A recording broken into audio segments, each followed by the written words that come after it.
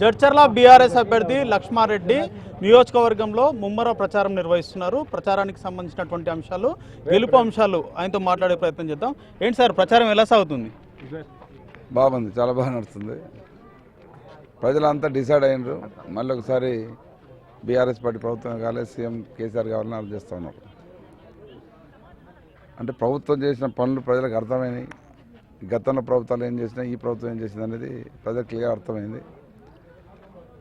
50 సంవత్సరాలు దాదాపు 50 సంవత్సరాలు కాంగ్రెస్ పార్టీ గవర్నమెంట్లు ఉంటే తాగడానికి నీళ్ళు లేకుండే, కరెంటు లేకుండే, రోడ్లు లేకుండే. మన గవర్నమెంట్ వచ్చిన తర్వాత అన్నీ అయినాయి.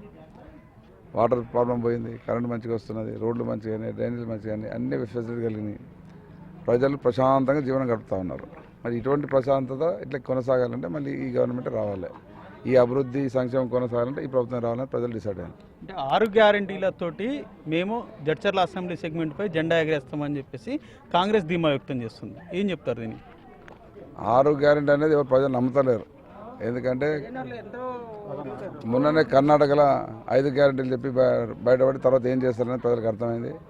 అక్కడ ఈరోజు కరెంటు లేదు, 3 గంటలు కరెంట్ ఇస్తున్నారు. మరి ప్రజలకు అర్థమవుతుంది.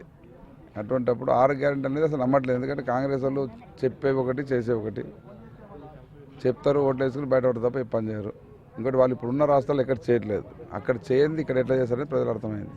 అంటే దశాబ్ద కాలంగా మీరే అధికారంలో ఉన్నారు, ఇక్కడ ఇచ్చినటువంటి హామీలన్నీ నెరవేరాయా? ఇప్పుడు కొత్తగా ఏ హామీలతోటి ప్రజల ముందుకు పోతున్నారు? అంటే కొత్తగా ఇక్కడ హామీలు అనేది ఏం లేదు. ఇక్కడ ప్రజలకు అవసరమైన అన్ని సదుపాయాలు కల్పిస్తున్నాం. ఇది అదని కాదు, అన్ని రకాల ఫెసిలిటీ చేస్తున్నాం. రోడ్లు వేసినాం, రోడ్ వైడింగ్ చేసినాం, సెంట్రల్ లైటింగ్ పెట్టినాం, పార్కులు చేసినాం, వాటర్ అందించినాం, కరెంట్ ఇస్తున్నాం. ఇక్కడ ప్రజలకు అన్ని సదుపాయాలు కల్పించినాం. గ్రామీణ ప్రాంతాల్లో కూడా చాలా గ్రామాలు రోడ్లు లేకుండే, బీటీ రోడ్లు వేసినాం, గ్రామాల్లో సీసీ రోడ్లు వేసినాం, డ్రైనేజ్ చేసినాం. గ్రామ వ్యవస్థనే పూర్తిగా రూపురేఖలు మారిపోయినాయి. ఇలా గ్రామాలు పచ్చగా ఉంటాయి, పరిశుభ్రంగా మారినాయి, దోమలు లేవు, రోగాలు తక్కువైనాయి. పల్లెటూరులో కూడా చెత్త బండ్లు వచ్చినాయి, నర్సరీలు వచ్చినాయి, శ్మశాన వాటికలు వచ్చినాయి. ఇట్లా ఎన్నో ఫెసిలిటీస్ కలిగినాయి. అంటే అన్నేళ్ళలో వాళ్ళు ఏంటివన్నీ ఈ 7-8 ఏళ్ళు మేము చేసినాం. ప్రజలు చాలా క్లియర్గా ఉన్నారు. అన్నిటికంటే ముఖ్యంగా ప్రజలు చాలా క్లియర్గా దేని మీద ఉన్నారంటే కాంగ్రెస్ ఓటు వేస్తే కరెంట్ పోతుంది, కరెంట్ రాదు. ఇది ఒక్కటి చాలా ప్రజలకు అర్థమైపోయింది.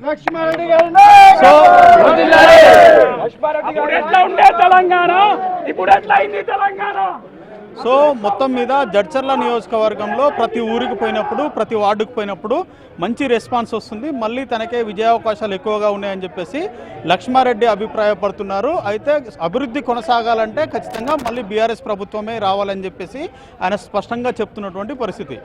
సందీప్తో హైమాద్, ఎన్టీవీ, జడ్చర్ల నుంచి.